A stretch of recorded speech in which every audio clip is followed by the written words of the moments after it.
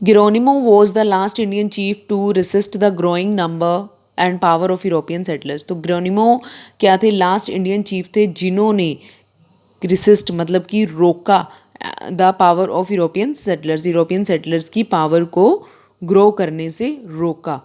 Bye the time Geronimo died in 1909 में इनकी death हो गई। Most Indians were force to live in separate areas reserved for them. तो ज़्यादातर वहाँ पे इंडियंस जो थे उनको फोर्स किया गया कि वो एक सेपरेट एरिया में रहेंगे जो कि उनके लिए वहाँ पे रिजर्व किया गया था। Such areas were called reservation, और ऐसे एरियाज को रिजर्वेशन कहा जाता था। The natives had most lost their battle against the Europeans. तो नेटिव्स जो थे, वहाँ के जो ड्वेलर्स थे, वो क्या थे? नेटिव्स ने लॉस्ट अपनी बैटल खो दी थी, हार गए थे अगेंस्ट द यूरोपियंस के अगेंस्ट।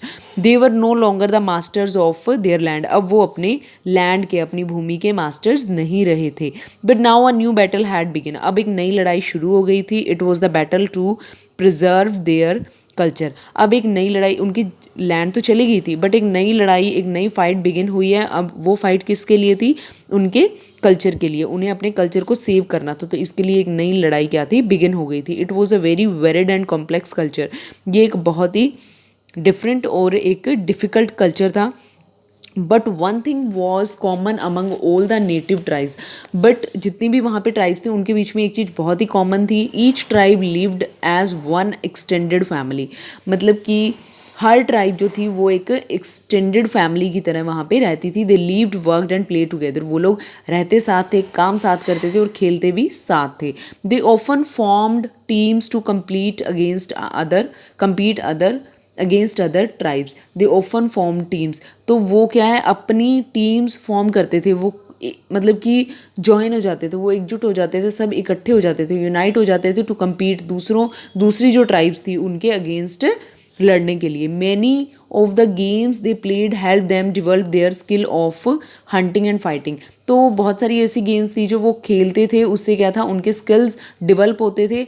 हंटिंग और फाइटिंग के स्किल्स उनके डिवेल्प हो जाते थे गेम्स खेलने से। They used bows and arrows to shoot at targets. वो बोज और एरोज का यूज़ करते थे टारगेट्स शूट करने के लिए। They ran foot races over long distances. वो फुट रेसेस भी क्या है? लंबे लंबे डिस्टेंसेस के ऊपर वो फुट रेसेस भी लगाते थे, अप टू 45 किलोमीटर्स, तकरीबन 45 किलोमीटर की। बाय प्लेइंग सच गेम्स, ऐसी गेम्स खेल के दे improve their agility and speed. वो अपनी क्विकनेस और स्पीड को इम्प्रूव कर रहे थे। But there was often very little time for games. But games के लिए उनके पास बहुत कम टाइम होता था। Food had to be found. खाना भी उनको खोजना पड़ता था, either through hunting big animals like the wild buffalo और by planting crops such as corn and beans.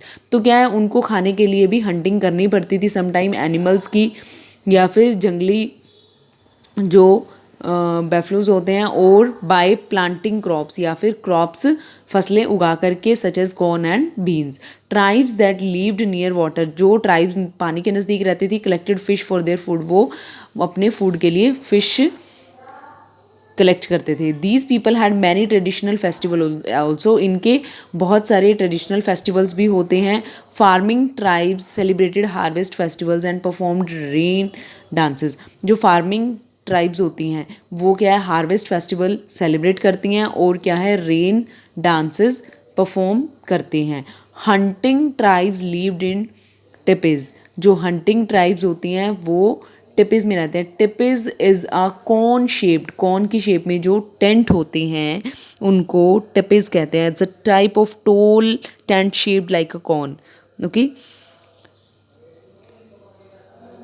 Next made of buffalo सिंग, जो कि बेफलो की स्किन से बने हुए होते थे। To improve their skill in hunting. अपनी हंटिंग की स्किल्स को इम्प्रूव करने के लिए they use to perform a type of dance. वो एक तरह का डांस करते थे, कोल्ड द बेफलो डांस। इसे बुफेलो डांस कहा जाता था। When Europeans begin to settle in North America. जब यूरोपियंस नॉर्थ अमेरिका में सेटल होने लगे, शुरू किया उन्होंने, they invaded the hunting grounds of the Indians, उन्होंने इंडियंस के जो हंटिंग ग्राउंड्स थे वहाँ पे अटैक करना शुरू कर दिया with their guns and superior weapons, अपने गन्स और सुपीरियर वीपन्स के साथ में। दे किल्ड मैनी, उन्होंने बहुत से लोगों को मार दिया। They enslaved other and force them to live in the separate areas called reservation, उन्होंने क्या किया, उन्होंने अदर जो बाकी के मतलब ट्राइब्स थे, बाकी के लोग थे, उनको गुलाम बना लिया और उनको फोर्स किया रहने के लिए सेपरेट एरियाज़ में, जिसे कि रिजर्वेशन कहा जाता था। आफ्टर अ लॉन्ग स्ट्रगल, बहुत सारा लंबे टाइम के स्ट्रगल करने के बाद में, the American Indians have won for themselves equal rights with all others Americans, the American Indians have won for themself, जो अमेरिकन इंडियंस थे वो अपने लिए जीत गए थे बहुत टाइम के लॉन्ग स्ट्रगल के बाद में, equal rights with all other Americans, जैसे बाकी अमेरिकन्स के पास राइट्स थे वैसे अब उनके पास भी अधिकार थे। They still follow their own customs and tradition, अब वो अपने खुद के ट्रेडिशन और कस्टम्स को फॉलो कर रहे थे। Now they are called native Americans, अब उनको नेटिव अमेरिकन्स कहा जाने लगा, नॉट अमेरिकन इंडियंस, ना कि अब उनको अमेरिकन इंडियंस कहा जाता था, अब उनको नेटिव अमेरिकन्स कहा जाता था। The greatest American Indian contribution to the world has been plant such as potatoes, beans, maize, tomatoes, cacao and the pineapple. तो ग्रेटेस्ट अमेरिकन इंडियन का कंट्रीब्यूशन वर्ल्ड के लिए क्या रहा कि उन्होंने प्लांटिंग की, पोटैटोज़ की, बीन्स की, मेज़ की and etcetera etcetera. Before the time of Columbus, Columbus के टाइम से पहले these plants were grown by the native, ये प्लांट्स जो हैं वो नेटिव इंडियंस के द्वारा क्या है प्लांट किए गए and were unknown to the world, और वर्ल्ड को इनके बारे में नहीं पता था, they were unknown to the world. Okay, so the chapter is over here. Now sending you the book work. Complete your book work. Okay, thank you.